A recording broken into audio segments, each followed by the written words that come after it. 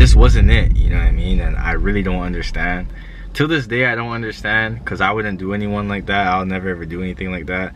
All I ask is for respect. Yo, what's good, y'all? Today I'm gonna be talking about how I got fired at FootLocker, or let go, whatever you want to call it.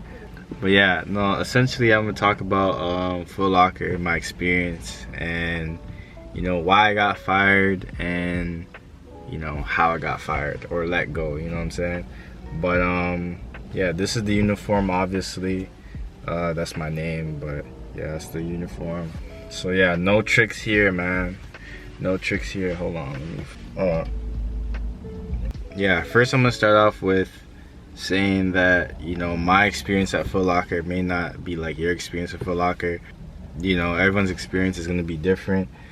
Unfortunately, you know, it is what it was, you know what I'm saying, and it ended up the way it was. But you know, the way I look at it is that, you know, you learn from all your experiences. So, you know, I have no hate towards them. Plus, that was a long time ago. So, you know what I mean? It is what it is, bro.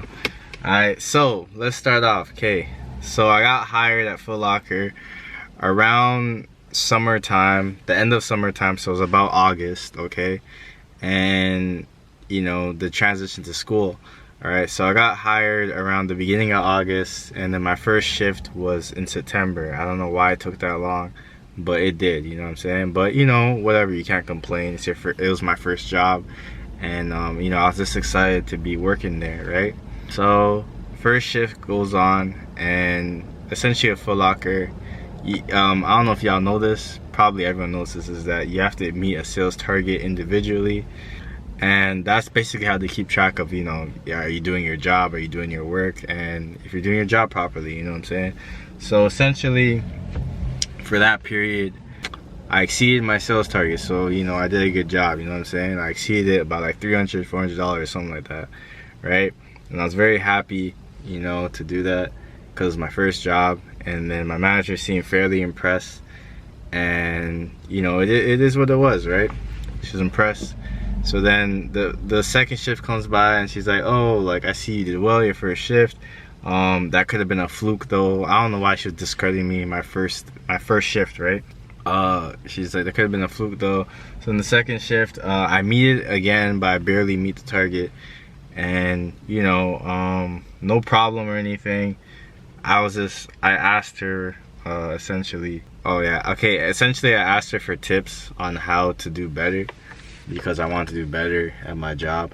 I didn't want to, you know, I didn't want to fall out and just be average. I wanted to do like the best that I could, right? I mean, keep this in mind, it was my first job, so I had no idea what to do, but all I wanted to do was do better.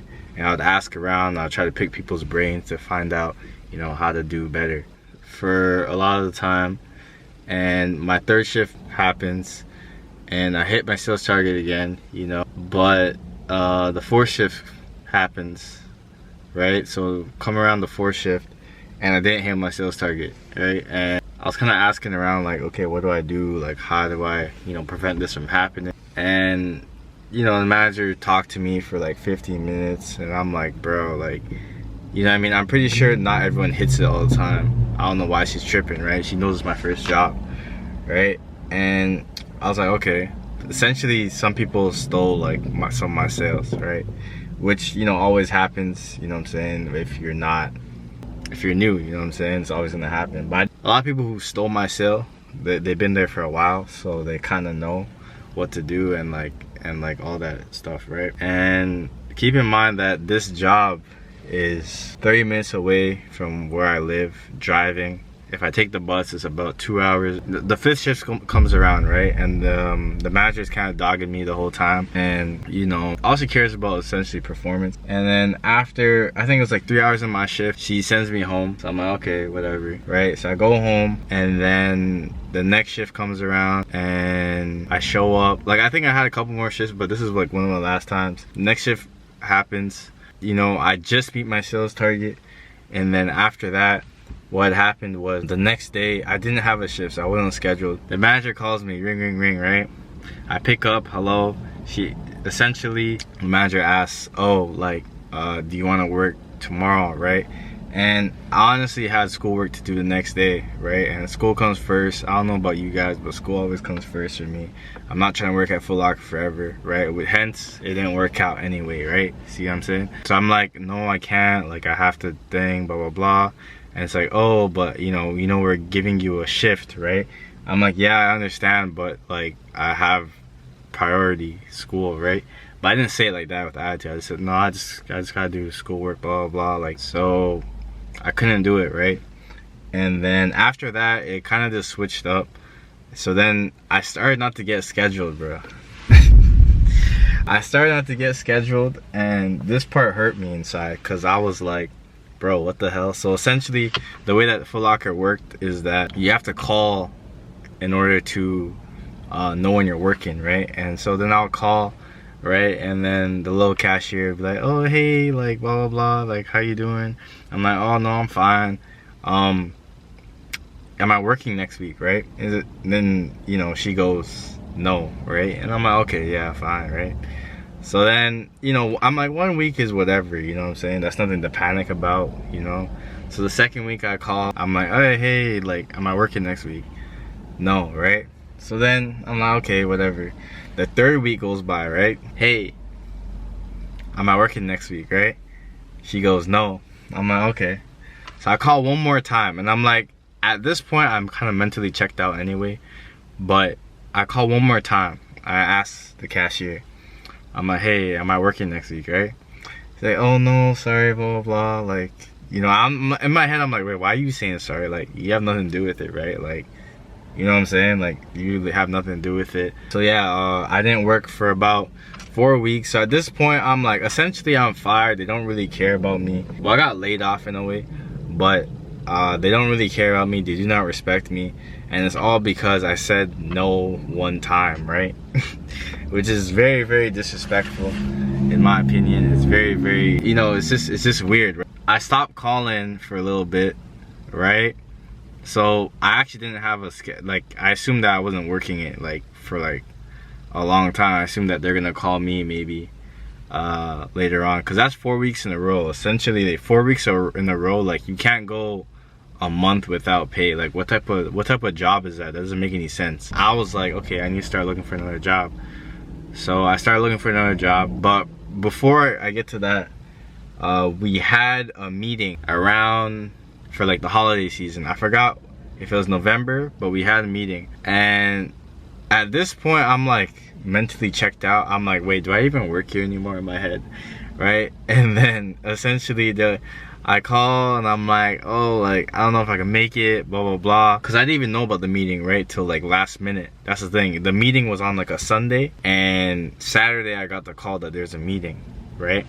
Which I didn't know about. So then Saturday I call and I'm like, oh, like, do I have to come, blah, blah, blah, like, you know what I mean? Because essentially I haven't worked in a month. I didn't say that obviously, but do I have to come? Like, I have like stuff due, you know what I mean? I have schoolwork. Like, you can't just last minute just say like, oh yeah, like come right away and then expect someone to come, right? So then I'm just like, I'm like, okay, fine. I'm gonna try and make it.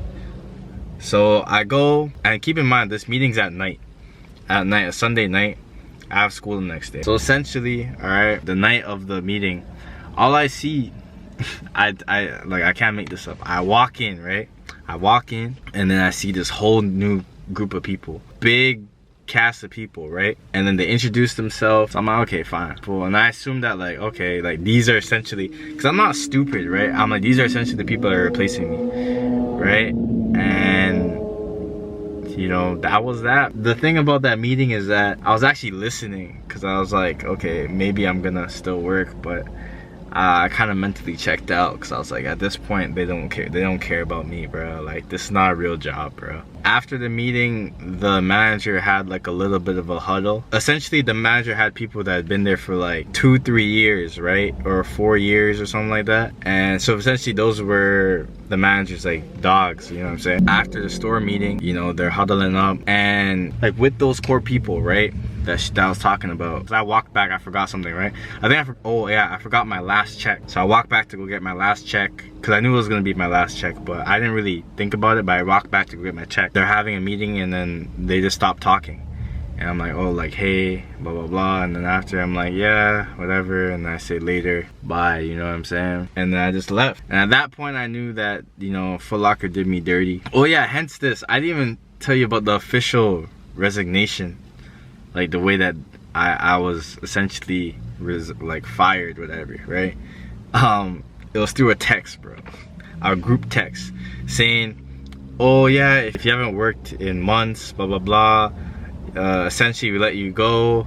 You can come down or go call to go tell us why you want your job, right? I'm thinking like this, like, and this is months later too. This is like after, because remember, keep in mind the meeting was in November. I think I got that message in about, I got it around April.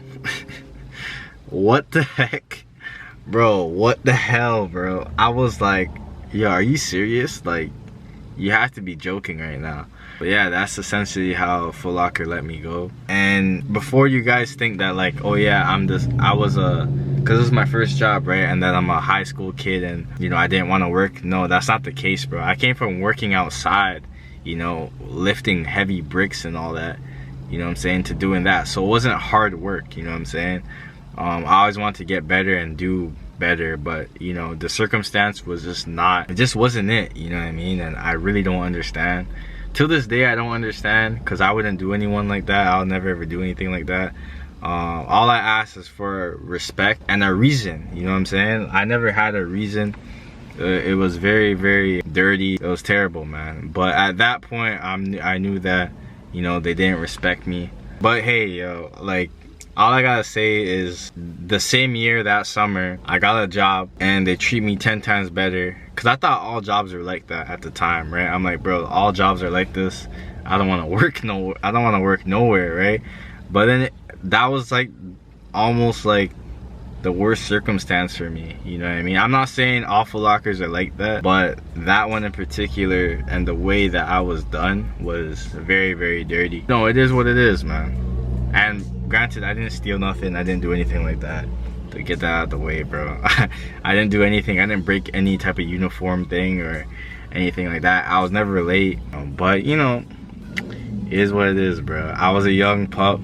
You know what I mean? They didn't respect your boy. It is what it is, though. Yeah, that's my story about Foot Locker. Well, that's pretty much it for this video. Thank you guys for watching. Again, you know, everyone's situation for Foot Locker may be different, or like just jobs in general, you know what I mean? I'm pretty sure like not all Foot Lockers are like that. I'm just telling you my experience, and you know, it was a long time ago, but you know what, it is what it is, man. Thank you guys for watching. Like, subscribe, and share, all that good stuff. Y'all take care, and deuces, y'all. All right.